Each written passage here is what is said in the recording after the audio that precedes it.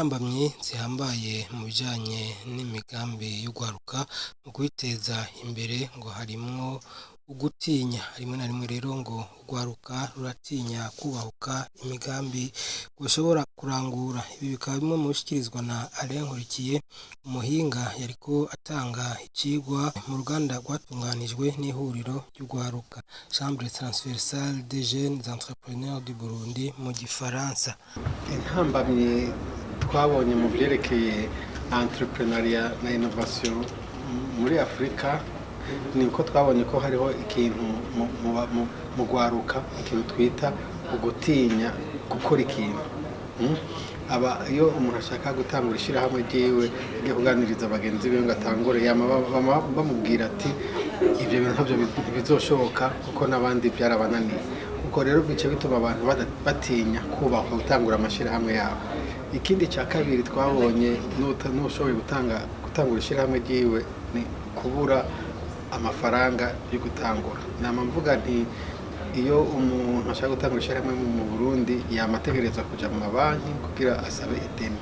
Hama ideni nkuko tubizi ntiryoroshe kiri umuntu agitangura gukora utwiwe.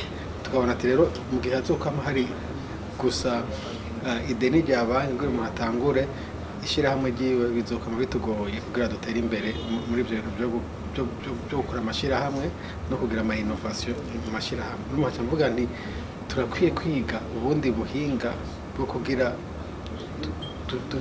dufashe aya mashyirahamwe yacu no byita investir dans nos entreprises.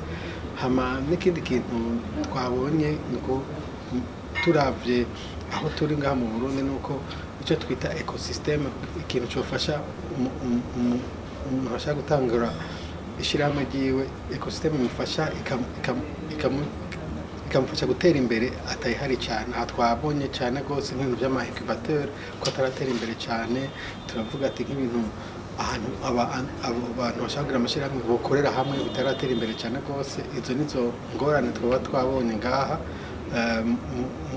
mu byerekeye entrepreneur. N'ikindi kintu twavuze cyerekeye icyo twita mu gifaransa innovation muri entrepreneuria. Twabonye ko abantu benshi bakunda gukora amashyirahamwe agomba gusa ibintu byita innovation, tukabona umenga biracari inyuma. Nivyo bintu tuzokorera ko cyane gose muri ibintu tuzokorera ngaha mu Burundi kugira turengene twozana ubundi buhinga mu burimi mu Burundi. Ibintu cyokorwa byotangurira je mu ishuri byotangura aho kwigisha abantu kubahuka.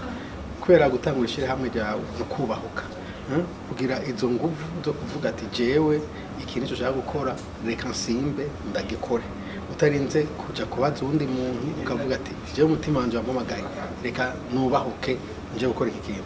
Ico nico twita passion mu gifaransa. Umuntu avuga ati iki kintu kidakozwe jese numva ntajyama. Ibyo byo kubahuka rero ntabyo dufite cyane mu muco wacu, turakwiye cyane kubahuka. Ico ni cyambere. Icya kabiri no kugira umugambi wawe hategerezwa kuba hariho ibintu boba barize cyane barakurikiranye bigufasha gushira ibyo bintu jena bita ku rupapuro no kuvyandika ukavuga ati cyakora iki. Hama bigufasha no kwiyumvira.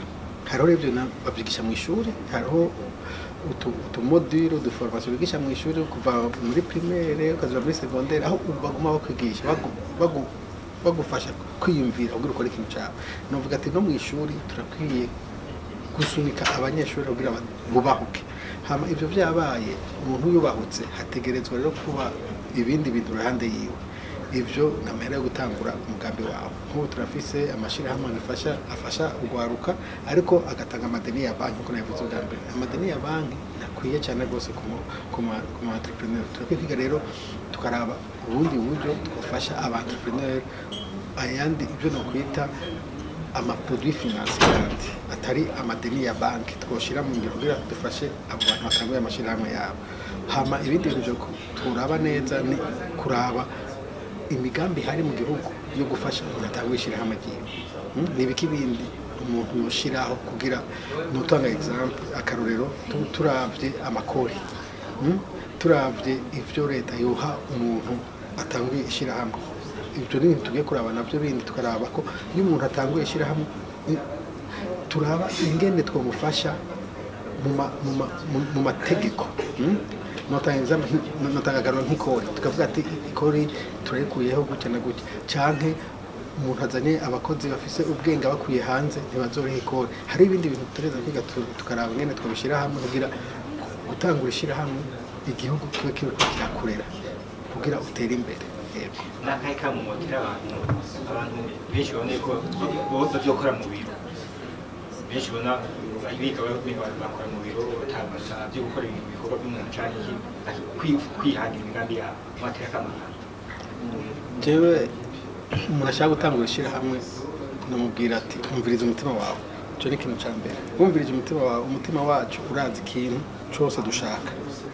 Wumvirije umutima wawe, umutima wawe ubwira ati genda ukore indege. Tugenda ukora indege. Hama amaze kumenya ko ushaka gukora indege ukaca uraba aho uri uno munsi. Uwo munsi uwo mugambi uri mu mutwe ukaca wiyumvira mu myaka 5 nzoba ndihe.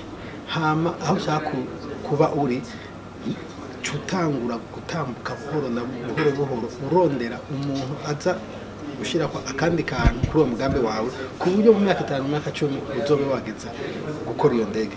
Mu majambo make no kuvuga iki, ubonye gukora indege utazokunda mu Burundi, rondera ahandi hantu muri Kenya muri ubona bari ko barakora indege, hama ugende ubigireko, hama ugende hanze ugume mu Burundi ako urondere ibintu byose guma biri ruhande yawe ari ibintu bigufasha kuzoja kubaka indege. Hama icya kabiri abantu bavuga ngo nta mahera yo kugira umugambi abugize ngo niyo intambamye nyamukuru n'amanumva no kubera ngo nje shaka security nurumva ngo tanga uyu mugambi wanje ngo nta mahera hari ngo nzobicwa n'inzara. Ibyo ni binyoma. Umuntu wese akurikiye umutima wiwe amahera azoza. Ako ikintu cya mbere gitegerezwa no gutangura. Hama ivyo bintu byo kuvuga ati ngo urumva ngo hari ibintu bikingoye ibyo sivyo simba. Entrepreneuria no gusimba ukiyahura. Hama wiyahuye haba ibintu bibiri urapfa cyangwa ugakira. Iyo upfuye tuvyita nico wize, iyo umenye tukatubona mu makungu ati yarabishoboye. Moise Yamuremye umuyobozi mukuru w'iryo huriro ry'ugwaruka nawe arashikiriza igituma yatunganije iki kiganiro. Numbero y'uno munsi ni rwa ruganda twari dufise bivanye ku mugambi CTG canke Chambre de Jeunes twateguye dufashwe mu mugongo na Maastricht School of Management, kabari universite iri mu gihugu cy'Iburaya muri Pays-Bas, aho twabonye ko hano mu Burundi gutahura kumwe ijambo entrepreneuria canke n'ukuntu tubikora amashirahamwe atandukanye haba mbere na politike y'igihugu tubikora mu buryo butandukanye. Tubwice turondera iyo universite ifashwe mu mugongo na leta ya Pays-Bas, leta y'Ubuholande, yuko bodufasha tukagira gutahura kumwe icarico entrepreneuria, tukavyumva kumwe mbere yuko kanadufasha ko dushiraho ihuriro ryacu dushobora gukorera hamwe tuvyumva kumwe. Uno munsi rero nce tuma twatanguje ino projet. Ni projet novuga ko ari projet iri mu buryo butamenyerewe kubera ko azoba ari projet izoba iri muri ifatiye cyane kuri formation gusa, nukuforma nukuhereza ubumenyi ayo mashirahamwe ariyo CFCIB, PAEJ, BIJ, hariho ihuriro ry'ama-incubateur BSO n'abandi two tumvira twaba dushiramo n'ishirahamwe ryacu CTG canke la Chambre de Jeunes, ari nayo kandi izo biriko irabirongora hano ku rwego rw'igihugu. Mu vyigwa mutiga gutanga ahanini mwavuze yuko mutiga gushaka uburimyi no mu kwimunganya entrepreneuria n'akahe karusho umuntu akazozanira abazokora mu kadodo k'ivyo vyigwa by'igihugu c'Uburundi. Ego nkuko musanzwe mubizi birazwe cyane ibice birenga 85% by'abarundi babeshejweho n'uburimyi. Twebwe rero mu ishyirahamwe ryacu twaramaze gutahura ko kwihangira imigambi cyangwa entrepreneuria bitegeza gufatana cyane bihereye ku burimyi. Nicyo gituma ino projet yacu harimo tuvugamwo agriculture, tuvugamwo uburimyi. Uburimyi rero turabushiramwo kubera ko niyo nkingi y'iterambere y'igihugu cacu. Twebwe rero twipfuje ko twofatira ku burimyi kugira ngo kwihangira imirimo kugwaruka bishobore gushika ku ntambwe ishimishije. Mumenya rero ko iri huriro nyene rigiye gutunganya ivyigwa kugwaruka mu bijanye no kwiteza imbere.